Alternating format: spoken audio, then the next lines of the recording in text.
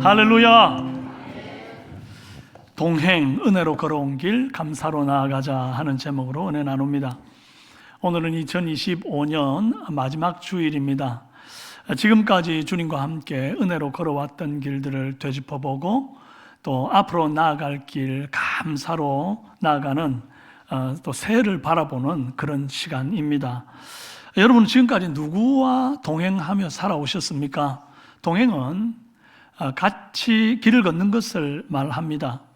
그런데 그거 쉽게 볼 일이 아닙니다. 하나님은 아무나 하고 동행하면 안 된다고 분명히 말씀하셨습니다. 잠언 22장 24절 25절에 노를 품는 자와 사귀지 말며 울분한 자와 동행하지 말지니 그의 행위를 본받아 내 영혼을 올무에 빠뜨릴까 두려움이라 그랬습니다. 이게 무슨 말입니까? 같이 동행하면 서로 영향력을 주고받는다는 겁니다. 그래서 서로가 서로에게 물들게 되어 있다는 것입니다. 근데 아무래도 울분에 찬 사람하고 동행을 하게 되면 그 울분이 나에게도 전염되고 묻는다는 거예요. 그러니까 아무하고나 동행하지 말고 가려 동행해라 그랬습니다.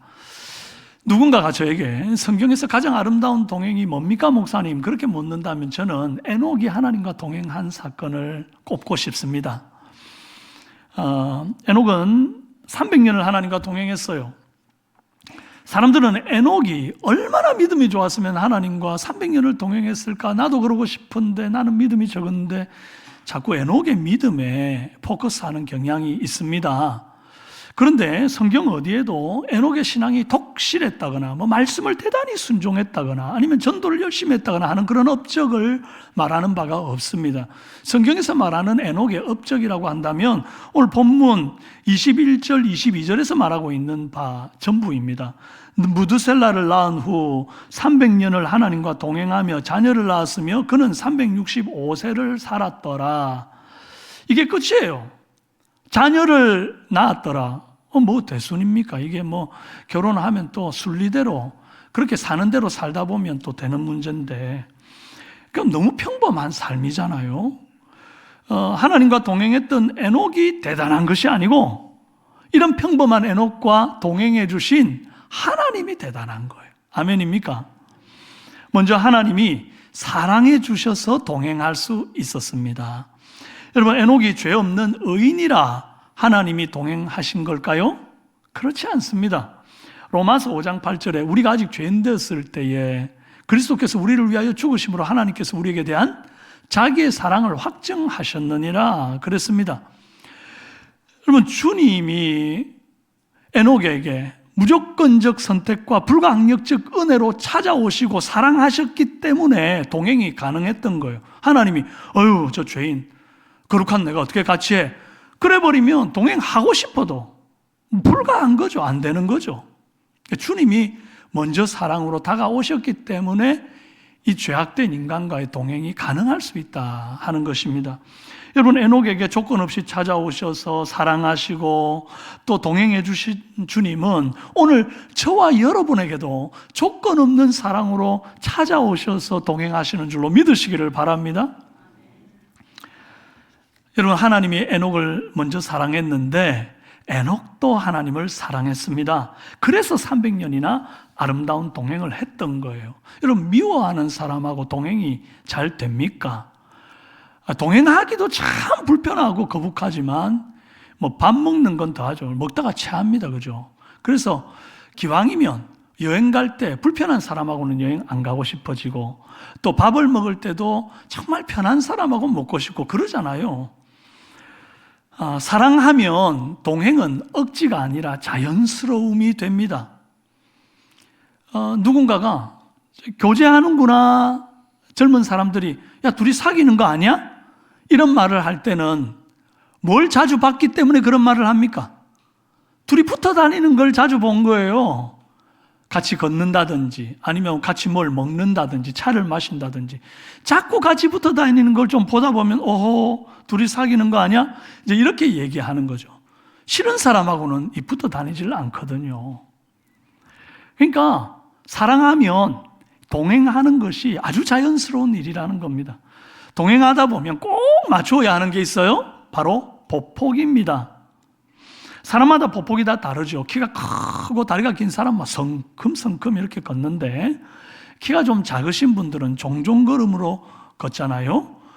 그러면 이 키가 크고 다리가 긴 사람과 종종걸음으로 걷는 분들이 동행을 한다 그러면 누가 누구의 보폭에다가 맞춰야겠습니까? 예. 지혜로우십니다. 키 작은 사람이 맞춘다 그러면요, 막 뱁새가 황새 쫓아가듯이 막 뛰어다녀야 되니까 이게 진정한 의미에서 아름다운 동행이 안 되겠죠.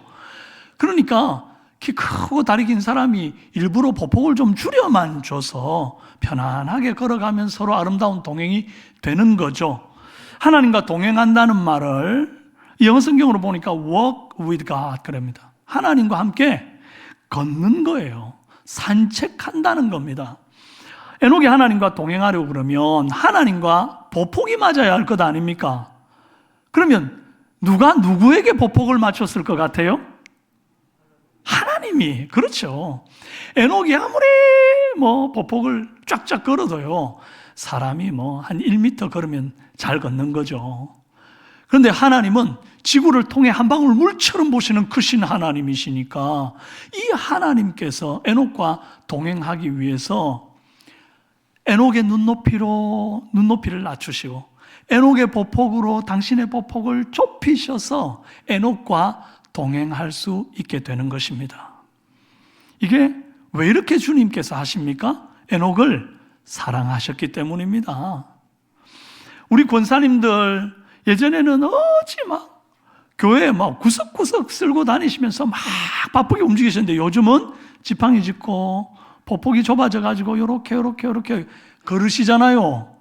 그러나 하나님은 그 걸음에 맞추시는 분이에요. 왜요? 우리 권사님들을 사랑하시니까.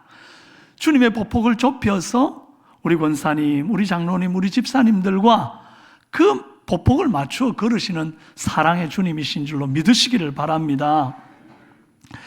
하나님이 나를 사랑하심으로 아름다운 동행이 시작되는데 다행스럽게도 성경에는 우리가 하나님의 사랑을 입는 비결이 기록되어 있어요.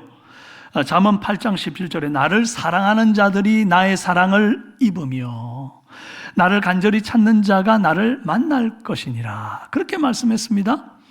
그러니까 내가 하나님을 사랑하면 하나님이 하나님의 사랑을 입게 되는 겁니다. 물론 그것조차도 하나님이 나를 먼저 사랑하시기 때문에 일어나는 일들입니다만은 여러분, 우리가 하나님을 사랑할 때에 하나님의 사랑을 입는다는 것은 주님이 말씀하신 바예요. 그리고 내가 주님을 간절히 찾으면 주님이 만나주겠다 했단 말이죠. 여러분, 주님은 이렇게 아무 조건 없는 사랑으로 우리를 사랑하시고 우리에게 사랑을 입혀주시는 분이세요. 그런데 주님은 조건 없는 사랑으로 우리에게 다가오시는데 우리는 자꾸 주님께 조건을 다는 경향성이 있어요. 주님 이 문제만 해결해 주면 내가 주님 사랑할게요. 주님 저 문제만 해결해 주면 내가 주님 사랑할게요. 그러면서 자꾸 신앙생활 가지고 밀당을 하려고 그래요. 하나님 내가 이거 하면 내가 이렇게 하나님께 좀 헌신해 볼게요. 예배도 이렇게 드리고요. 저렇게 하고요. 그거 아니라고요. 여러분, 저 사람이 나한테 명품백을 선물해 주기 때문에 내가 저 사람을 사랑한다 그러면 그건 진짜 사랑입니까? 아니죠. 그런 조건부 사랑은 참 사랑 아닙니다. 마찬가지입니다. 하나님을 사랑할 때에 무엇 때문에 하나님을 사랑한다? 그건 진짜 사랑 아닙니다. 하나님을 있는 그대로 사랑할 때 그게 참 사랑이에요. 주님이 우리를 있는 그대로 죄인임에도 불구하고 더럽고 냄새남에도 불구하고 받아주신 것과 같습니다. 그 거룩하신 주님을 자꾸 하나님 나한테 응답해 줘가지고 사랑하는 게 아니라 있는 그대로 사랑하는 저와 여러분이 되기를 바라요. 그래, 여러분, 진짜 사랑이라고 하는 것은 어디까지나 내가 주는 사랑, 헌신하는 사랑, 이게 진짜 사랑입니다. 예수님이 우리에게, 하나님이 우리에게 하신 사랑이 그런 사랑 아닙니까? 아낌없이 주는 사랑입니다. 아들까지 내어주신 사랑입니다. 우리가 받을 만한 뭔가를 해서 받은 게 아니고요. 그러니까 우리도 어떤 사랑을 하는 게 맞아요? 하나님께 뭔가를 바라지 않고 온전히 헌신하는 사랑. 이것이 주님께 마땅한 예의고 우리가 마땅히 돌려드려야 할 사랑인 줄로 믿습니다. 자, 다음으로 뜻을 맞춰야 동행할 수 있습니다. 아모스 3장 3절에 두 사람이 뜻이 같지 않는데 어찌 동행하겠으며 그랬어요. 에녹이 하나님과 동행했다는 것은 하나님과 뜻이 맞았다는 거죠. 그죠? 원래 동행하다라고 하는 말은 히브리어로 하라크라는 단어를 쓰는데 이게 걷다, 여행하다, 가다 그런 뜻입니다. 그런데 에녹에게 쓰여진 이 동행이라는 단어는 좀 달라요. 웨이스 하렉이라고 하는 단어를 썼는데 구약에서 딱 5번만 나옵니다. 이건 그냥 단순히 걷는 것을 말하는 게 아니고 목표를 가지고 거닐거나 앞으로 방향성을 정해서 나아가는 것, 이런 것을 웨이스 하렉이라고 그래요. 에녹은 아무 생각 없이 걸은 게 아닙니다. 하나님과 뜻을 앞에서 같은 목표를 가지고 나아갔다는 거예요. 여러분 하나님과 동행하기를 원하십니까? 그렇다면 하나님과 뜻을 맞춰야겠는데 내 뜻에, 내 이 밴댕이 속 같은 내 뜻에다가 하나님의 그 크신 뜻을 막 그냥 끌어다 담으려고 그러면 이게 담아집니까? 불가합니다. 그러니까 내 뜻에다가 자꾸 맞추려고 하니까 결국 내 욕망을 채우는 것밖에 되지 않는데, 그럴 것이 아니라 어떻게 해야 돼요? 하나님의 뜻에 내 뜻을 맞추는 것, 그것이 참으로 아름다운 동행을 위한 첫걸음인 줄로 믿습니다.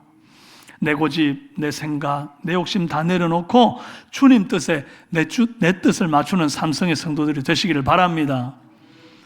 오늘 주일 예배 오면서 하나님, 나 이거 무조건 응답받아야 돼요. 그러면서 내 뜻을 딱 정해놓고 하나님한테 막 그냥 생떼 쓰고 하나님을 보좌에서 끌어내리려는 그런 마음을 가지신 분이 혹시라도 있다면 오늘 다 내려놓으시길 바라요. 그리고 주님의 뜻이 나를 통해 이루어지기를 원합니다. 아버지의 뜻이라면 하나님 어떤 응답이라도 달게 받겠습니다. 그런 성숙함으로 나아가는 은혜 있길 바라요. 그래서 내 뜻, 내 계획, 모든 것을 주님의 뜻, 주님의 목적에다가 맞춰놓는 웨이스 하렉의 걸음, 동행이 되기를 주님의 이름으로 축원합니다. 다음으로 하나님의 동행은 질리지 않는 동행이에요. 인간의 동행은 시간이 갈수록 점점 퇴색되어져 가는 게 일반적입니다. 100년도 못 사는 인간은요, 그 짧은 시간마저 사랑하는 사람과 동행하지 못하고 헤어지는 일이 비일비재합니다. 아마 죽고 못 산다고 내붙어 다니다가도 또 어느 날 보면 막 서로 뒤집어 벗고 싸우고 헤어지고 막 이런 일들이 있잖아요. 그러나 에녹을 보십시오. 몇 년을 하나님과 동행했다고요? 300년을. 수준이 다른 거죠, 수준이. 300년을 동행해도 하나님은 질리는 분이 아니에요. 하나님은 전혀 익숙해지지 않는 분이에요. 날마다 새롭고 날마다 성실하시니까. 여러분, 아침에 자고 일어나가지고 눈을 탁 떴는데 햇살이 비치면 그 햇살 매일 보는 햇살이니까 지겹습니까? 어우, 햇살 싫어. 그러니까 커튼 탁 칩니까? 그리 안 하죠. 어떻게 하세요? 아침이 되면 햇살이 비치도록 매일 아침 이렇게 햇살을 받잖아요. 그럼 그게 얼마나 좋아요. 그것 같습니다. 아침에 자고 일어나서 눈 딱 뜨면 제일 먼저 주님, 저 일어났어요. 그리고 주님의 얼굴빛을 내게 비춰주세요. 그래서 저는 이제 아침에 부르는 찬송이 있습니다. 혼자. 주의 인자는 끝이 없고, 아시는 분 같이 불러요. 주의 자비는 무궁하며 아침마다 새롭고 늘 새로우니 주의 성실이 금이라 성실하신 주님. 아침마다 새롭고 새로운 주님. 어저께 기도했는데 오늘 또 기도하고 싶고, 어저께 분명히 그 얼굴빛을 사모했는데 오늘 또 사모하고 싶은. 왜요? 주님은 아침마다 새롭고 새로운 그 성실하심으로 우리에게 다가오시는 분이시기 때문에. 그래서 하나님과의 동행은 300년을 해도 질리지 않는 동행인 줄로 믿습니다. 이런 동행하시는 저와 여러분 되기를 바라요. 하나님과의 동행은 이 정도로 끝나지 않습니다. 다음으로 하나님과의 동행은 목숨보다 귀한 동행입니다. 읽어볼까요?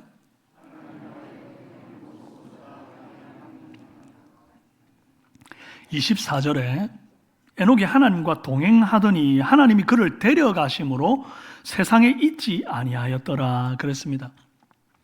한글 역본을 봐서는 에녹이 승천을 했다라는데 그런 정확한 정황은 알 수가 없어요. 하나님이 그를 데려가셨다 그랬지 승천시켰다 이런 말은 안 나오잖아요. 그런데 우리는 하나님 에녹은 죽음을 보지 않고 승천했다 이렇게 말하잖아요. 왜 이렇게 해석하는가? 여기 데려가심으로 라고 하는 단어가 하라크라는 단어가 쓰였는데 이게 취하다, 붙들다 그런 동사거든요. 그런데 이게 엘리야가 승천할 때 그때도 쓰인 단어예요. 그러니까 이 데려감이 엘리야를 승천시키실 때 같은 그런 데려감이구나 그렇게 알 수 있는 거죠. 근데 여러분 NLT 성경 또 NIV 영어 성경 이렇게 이제 성경 번역을 또 보게 되면 이 느낌이 전혀 달라집니다. NIV에는 뭐라고 그러냐니까 He was no more. 그는 더 이상 존재하지 않는다.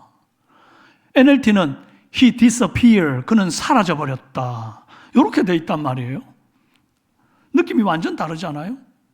분명한 건 승천을 했건 죽었건 간에 그는 더 이상 이 땅에 사는 사람이 아니다 이 말이에요. 불신자들이 볼 때는 에녹이 죽은 것과 진배가 없어요. 승천을 해서 갔는지 어쨌는지 어떻게 알아요? 그냥 안 보이니까 죽었는갑다 이러는 거예요. 이 땅에서 주민등록이 말소된 겁니다. 여러분 에녹의 아빠는 야렛인데 962세에 죽었습니다.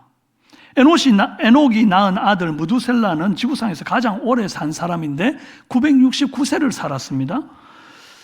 그런데 정작 하나님과 동행했던 에녹은 365세에 이 땅에서 disappear 한 거예요. 사라져버린 거예요. 그 당시 사람들이 기본적으로 900세를 사는 것을 생각하면 365세를 살다가 이 땅에서 없어졌으니까 아이고 사람들이 볼 때 뭐라고 얘기하겠어요?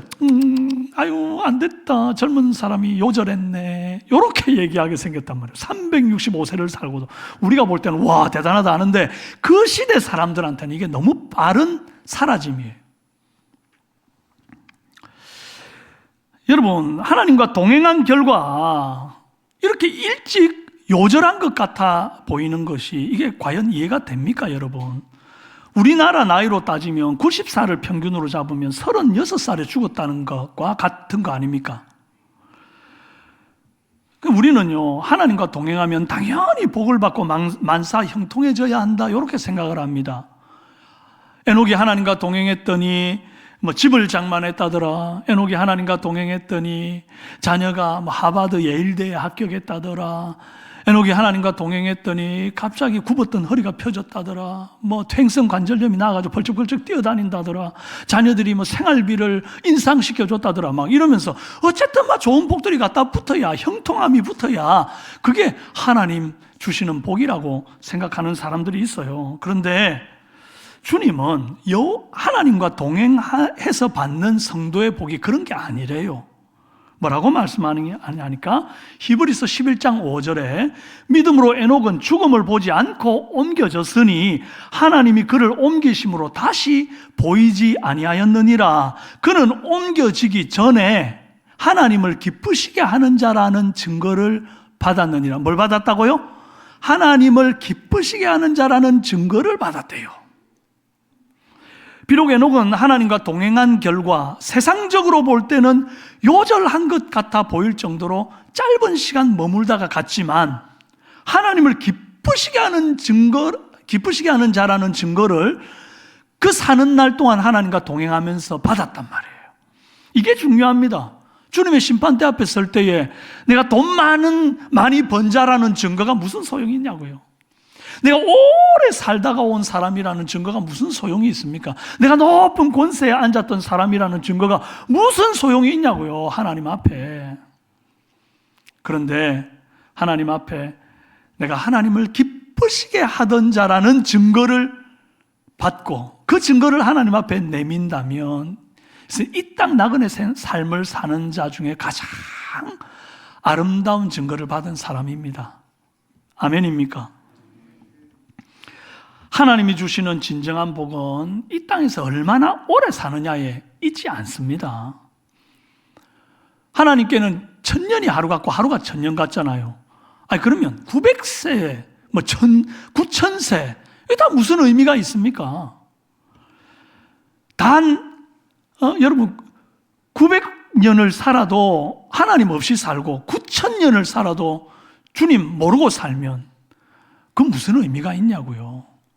단 1년을 살아도 하나님과 함께 동행하며 살고 단 하루를 살아도 하나님을 기쁘시게 한 자라는 증거를 받고 산 사람이면 그 증거받은 거 하나를 가지고 영원을 하나님과 함께 이 영원한 천국에서 복되게 살아갈 것인데,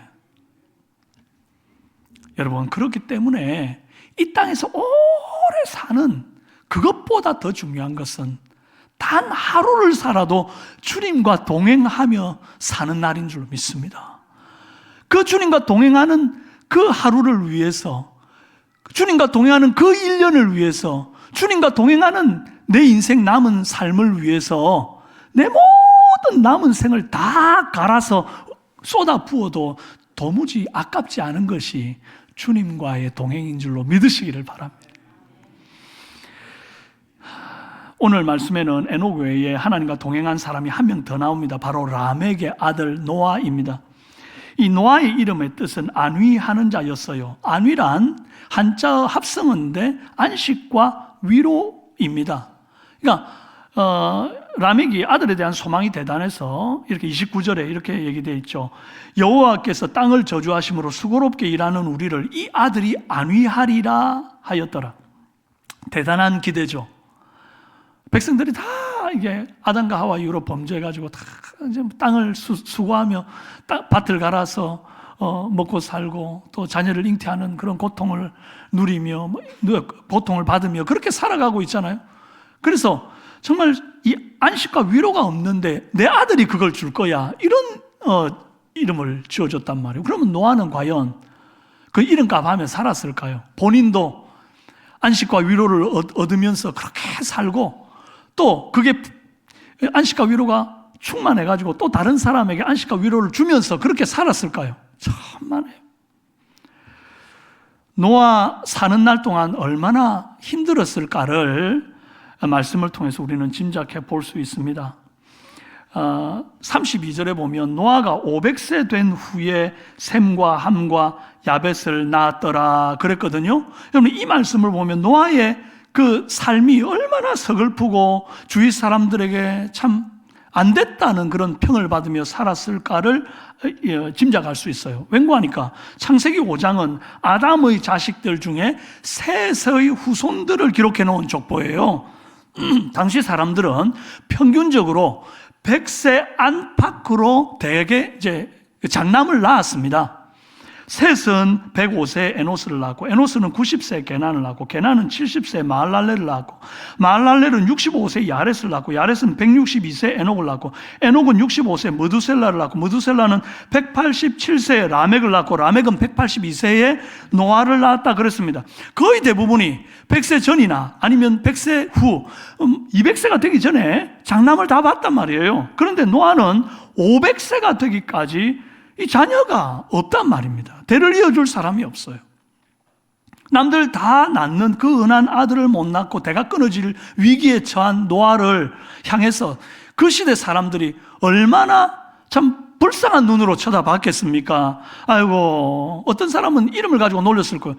뭐 남들에게 안식과 위로를 주는 건 고사하고, 야 너나 안식과 위로를 얻어라. 네 대가 끊어지게 생겼는데 무슨 안식과 위로냐. 남들 100년에 놓는 거 500년이 되도록 못 낳는 거 보니까 너는 이제 소망 없다, 포기해라. 그냥 차라리 뭐 이렇게 다른 선택을 해라. 그런 얘기하는 사람 많았을 겁니다. 무시하는 말들이 많았을 거예요. 얼마든지 하나님을 원망하고 자신의 신세를 한탄할 수 있는 상황에 있었지만 노아는 결코 그러지 않습니다. 노아가 세상을 비관하고 하나님을 원망한 대신에 한 게 있어요. 창세기 6장 9절입니다. 함께 읽어볼까요? 시작. 노아는 의인이요 당대의 완전한 자라. 그는 하나님과 동행하였으며. 에녹만 하나님과 동행한 게 아니에요. 노아도 하나님과 동행했대요. 노아의 하나님과의 동행은 고난 가운데서도 포기하지 않는 동행이라고 말씀드리고 싶습니다. 노아는 당대의 완전한 자라고 했는데 사람이 완전하기 위해서는 세 가지가 완전해야 돼요. 일단 입이 완전해야 되고, 두 번째 마음이 완전해야 되고, 마지막으로 이 행위가 완전해야 됩니다. 그렇다는 것은 500년 동안이나 자식이 없을 때 노아는 입술로 범죄하지 않았다는 것, 하나님을 원망하지 않았다는 것, 마음으로 하나님께 불평하지 않았다는 것, 행위로 온전히 순종했어요. 그래서 노아는 하나님이 방주를 만들라는 그 터무니없는 명령을 하실 때도, 사람들이 다 손가락질 할 때도 그는 산에다가 배를 짓기 시작했단 말이에요. 그렇게 완전한 길을 걸으려고 애썼던 사람이 노아였습니다. 여러분, 이 노아가 그렇게 하나님과 얼마든지 원망할 수 있는 그런 상황 속에서 하나님을 원망하는 것 대신에 동행하는 삶을 살았더니 하나님이 그에게 허락하신 놀라운 은혜가 있는데, 모든 사람이 물에 다 쓸려 내려갈 때에 노아만이 처자식을 지켜냅니다. 그 당시에 처자식을 먹여 살리느라고 열심히 이 돈이 최고다 그러면서 막 모았던 사람들도 있을 것이고, 아니다 부동산이 최고다 땅을 모으며 산 사람도 있을 것이고, 어떤 사람은 아니다 힘이지 그러면서 막 열심히 수용해가지고 홍수가 와도 나는 내 자녀들 다 지킬 수 있어 뭐 이랬던 사람이 있었겠는데, 아무도 처자식을 지켜내지 못해요. 다 수장되었어요. 그런데 누구만 지켜내요? 하나님과 동행하는데 그 인생을 걸었던 노아는 처자식을 지켜내는 거예요. 여러분, 여러분의 아내와 남편, 자녀, 이 믿음의 가정을 잘 지켜내고 싶으시죠? 그렇다면 다른 거에 목숨 걸 게 아니라 눈에 보이는 것들을 자꾸 쥐려고 달려갈 게 아니라, 보이지 않지만 늘 나와 함께 하시고 나를 사랑하셔서 보폭을 주려 다가오신 그 주님과 동행하는 삶을 살면 주께서 여러분의 가정을 지킬 수 있도록 놀라운 은혜 주실 줄로 믿습니다.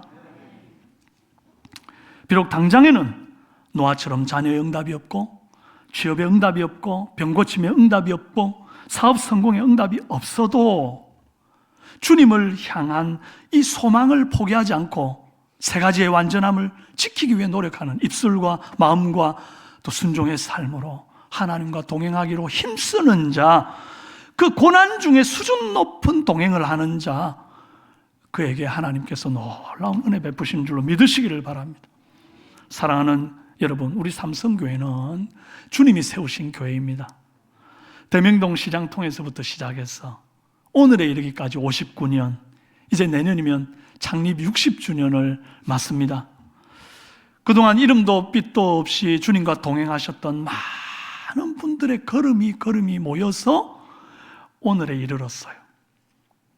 그런데 그 많은 성도들의 걸음만 볼 것이 아니라 그 성도들의 걸음과 보폭을 맞추어 함께 오신 우리 하나님의 걸음을 보셔야 합니다. 은혜로 걸어온 길, 이제 어떻게 나가요? 감사로 나아갑니다. 내년 창립 60주년을 맞이해서 지금까지 한없이 낮은 곳으로, 한없이 좁은 보폭으로 우리와 동행해 주신 그 주님의 은혜를 기억하는 저와 여러분 되기를 바랍니다. 그리고 지나온 시간들이 다 은혜였음을 고백한다면 이제 앞으로 우리가 나아갈 길은 주님과 여전히 동행하며 감사하며 힘있게 미래의 비전을 향하여 나아가는 저와 여러분 다 되시기를 주님의 이름으로 축원합니다.